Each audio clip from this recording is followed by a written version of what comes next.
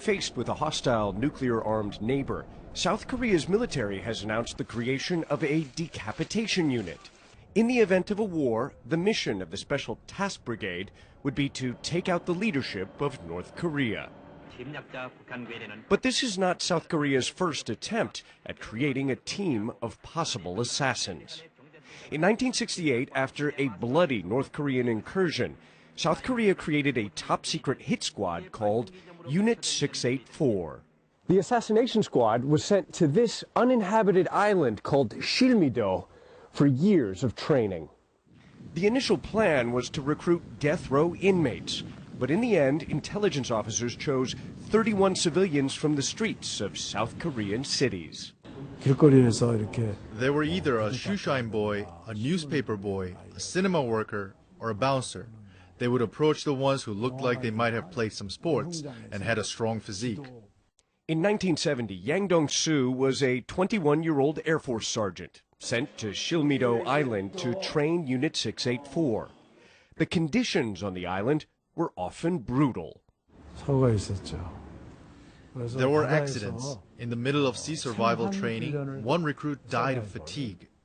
In fact, 5 other recruits were executed for desertion or crimes such as threatening their trainers. For more than 3 years, unit members weren't allowed to communicate at all with the outside world. Finally, something snapped.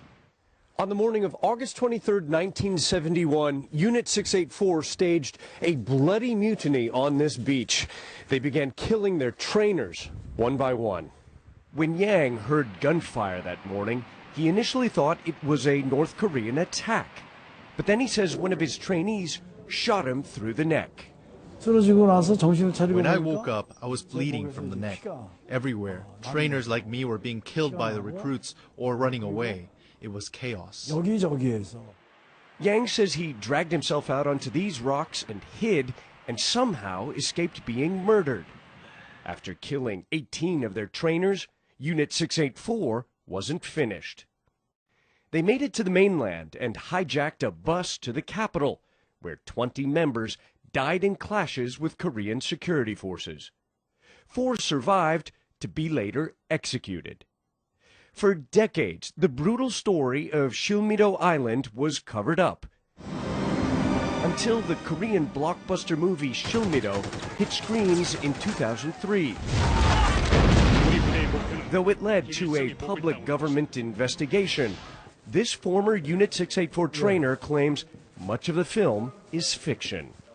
The mutineers were victims who were sacrificed, he tells me, and so were the trainers.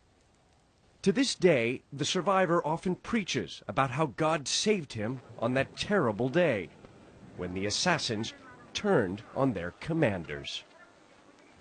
Ivan Watson, CNN, Shilmido, South Korea.